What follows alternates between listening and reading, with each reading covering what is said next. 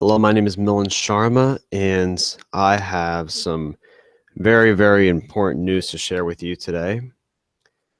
And it's about the United States considering airstrikes on Assad. So let's just go to the next slide.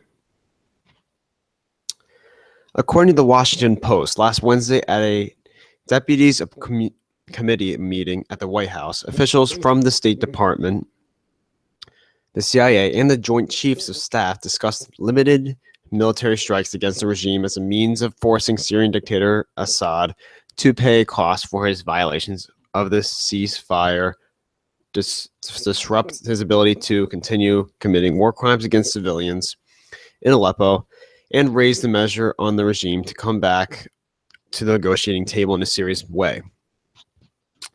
Now, when I look at this, I find it almost laughable, even though this is a serious topic and a serious matter, because the United States likes to accuse other nations and other countries of committing war crimes on their own civilians when it doesn't benefit them. For example, Saudi Arabia. We give them between $15 and $25 billion in weapons deals. And they have hung people, they cut people's hands off, they steal something. The women are treated as like second-class citizens. And the United States doesn't make you don't hear anything coming out of their mouths about them. In Israel, the politicians benefit from Israel. And what have they done?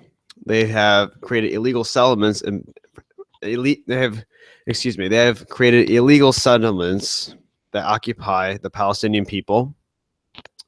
And the United States doesn't say anything about that. So the United States tries to paint Syria as doing war crimes. This is true; it is war crimes. But you should acknowledge other countries that are doing war crimes as well that we are funding presently.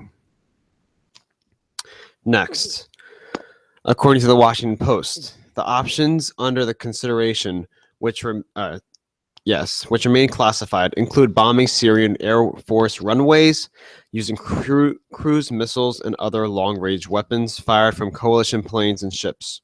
An administration official who is part of the discussions told me one purpose way to get around the White House long-standing objection to striking the Assad regime without a UN Security Council resolution would be to carry out airstrikes covertly without public acknowledgement. Now, the last part where it says without public acknowledgement, airstrikes miss their intended target 90% of the time. Okay, and the UN and Syria have despised the United States airstrikes. The only people that are benefiting from these airstrikes are the defense contractors. Those are the only people that are benefiting off of these airstrikes. Dozens of citizens got killed in one airstrike, mostly women and children, over 70 civilians altogether in Syria. And experts, and you can look this up too, I don't have a link in the description, but experts have said earlier in the past that these airstrikes actually have a danger of backfiring on the U.S. and actually creating more terrorism. Next, the CIA and the Joint Chief of Staff, represented in the Deputies Committee meeting by Vice Chairman General Paul Selva, expressed support for such, quote, kinetic options, the official said, that marked an increase of support for striking Assad compared with the last time such options were considered. So Obama is actually considering this option in the past as well for bombing them, because his advisors support it as well. There were leaked emails earlier that showed that a former NATO member was trying to convince the Obama administration to protect Ukraine more, which would obviously create more tension with Russia, which would be a horrible idea, in which he was basically saying supplying weapons to Ukraine to defend themselves. it's crazy. So I think that's about it for that. And then the next one.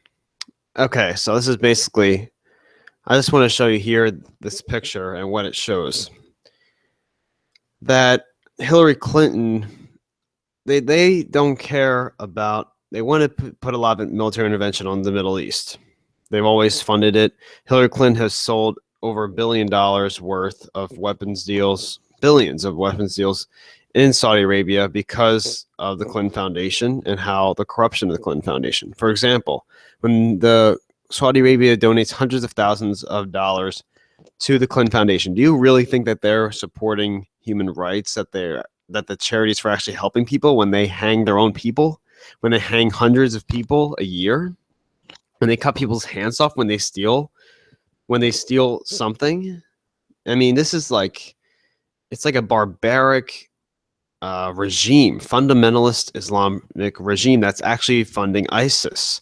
And yet we, as a nation, the United States, is actively supporting them, not rhetorically, but rhetorically, but by our actions, such as funding them, letting them help our economy from oil, such as selling them, like I said earlier, $15 to $25 billion worth of weapons deals.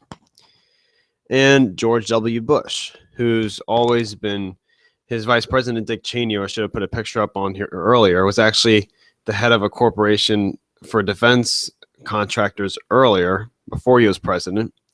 And when he wasn't put in power, he actually said that going into Iraq would be a horrible idea. But when he's president, or Dick Cheney actually condemned Bill Clinton's military force in Baghdad when Dick Cheney wasn't in power in 1994. But when he was the head of a defense contractors corporation and he became vice president, he was a major factor in the Iraq war push in 2001. Next, and this just shows a picture of how President Obama and Saudi Arabia have both been basically hand in hand, and they both benefit off money from the weapons deals. They do this because of their donors, so they're friends. And even though Saudi Arabia supports, they don't. Even though Saudi Arabia's airstrikes hit 1/3 of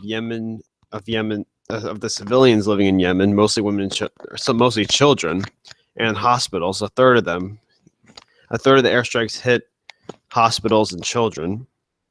Despite the UN and Amnesty International and human rights groups condemning the United States' actions in selling Saudi Arabia billions of dollars worth in weapons deals, they continue to bomb Yemen like crazy, and they're not doing anything against ISIL or ISIS either. They're not pushing against them at all, in fact. So that's what that picture represents. And this picture just shows, if you just look at this picture, it says, "Why did you kill my family?" And this shows US drones on the top. So basically, this picture, if you just take a look at it, it represents how children, you can tell by his face, how children are scared of the United States. They don't see the United States protecting them. Oh, excuse me. They don't see the United States protecting them. They see them as a powerful country that's bombing the heck out of their country, and which misses their aim 90% of the time, which kills hundreds of civilians.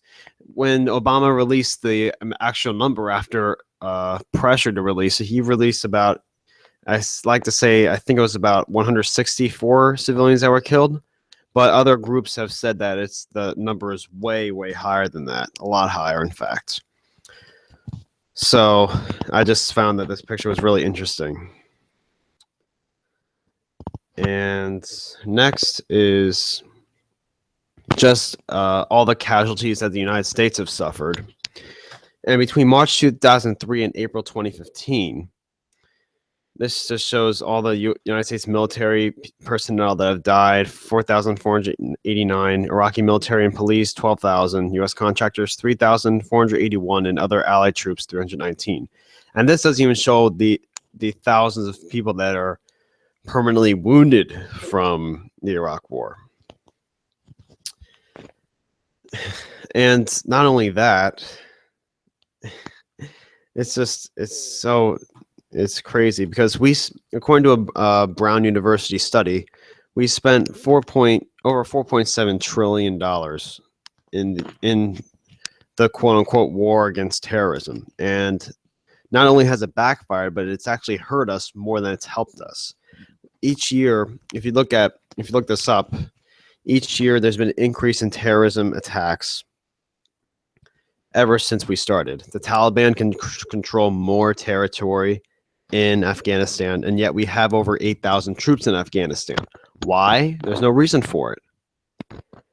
We have troops in Afghanistan. The Taliban control more territory, so why are we there? There's no reason for us to be there whatsoever. We have over 4,000 troops in Iraq. Iraq's a mess.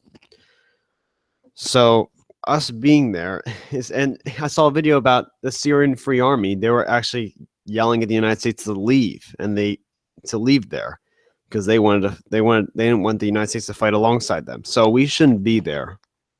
There's no reason for us to be there. The only people that want us there is really the defense contractors that control our politicians, and in which control how much military intervention to do.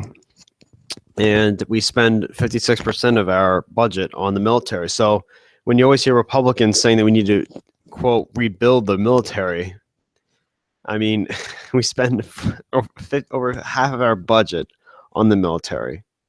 And I believe about 6% of that could be used to create. Oh, and we have about 800 bases around the world, and we have over 20,000 troops in South Korea. So it's so ridiculous. And in Germany, and it's so ridiculous how many bases we have around the world. So finally, thanks for watching. I appreciate it greatly. Please support my channel by subscribing in the link in the description box below. Follow me on Twitter, and the link will be below. Please like, share, and thanks for watching. I appreciate it greatly.